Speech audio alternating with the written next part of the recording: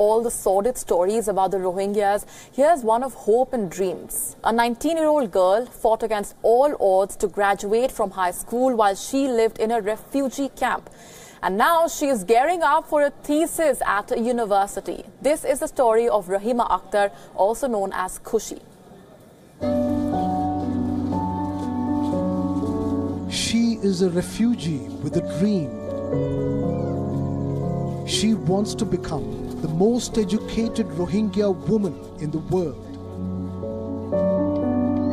19-year-old Rahima Akter lives in a refugee camp in Bangladesh, and she has graduated high school. One of the very few women in her community of more than 900,000 people to do so. But she is determined to continue studying and is already working on a thesis for university. By taking education, I'm able to know myself. That's why I'm still unmarried. Lots of my friends are here in the camps. They have 2 children, 3 children. They are leading their life inside the camps, and sometimes they quarrel with their husband and they feel sad, sometimes upset because they have children. There is no better life for themselves and for their children. So it's not a better life. That's why I think if we take education, then we will be able to lead our life as a life. Rahima also goes door to door at Rohingya refugee camps in southern Bangladesh. She is documenting first-person accounts of people who fled the massacre in Myanmar last year. Rahima is popularly known as Khushi, a Hindi word that translates to happiness. But her journey so far has been anything but that.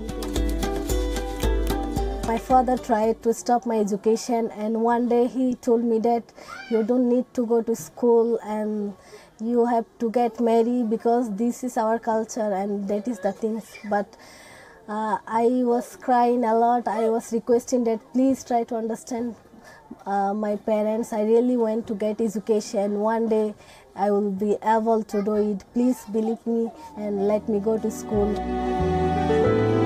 Rahima's mother was herself a teenager when she fled violence in Myanmar in the early 1990s and reached Bangladesh as a refugee. She came to her rescue. They said girls do not need to be educated too much. What will you do educating your girls so much? Eventually all they will need to learn is to cook and light the stove, they would say.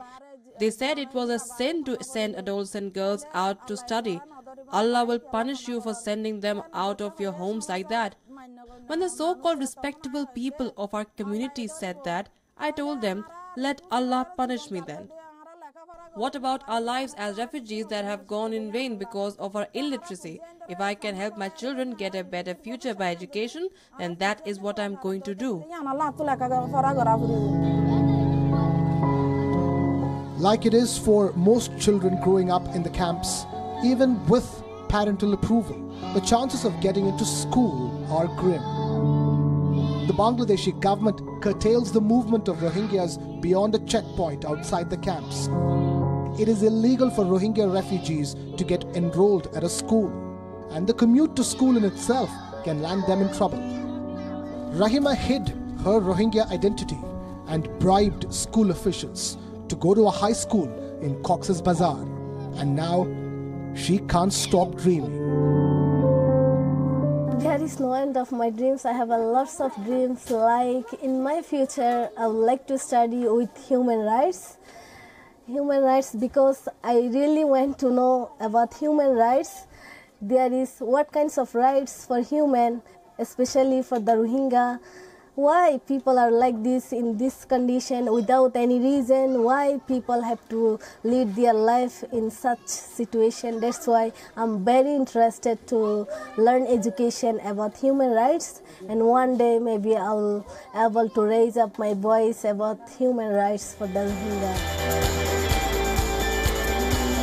Your report, Wion.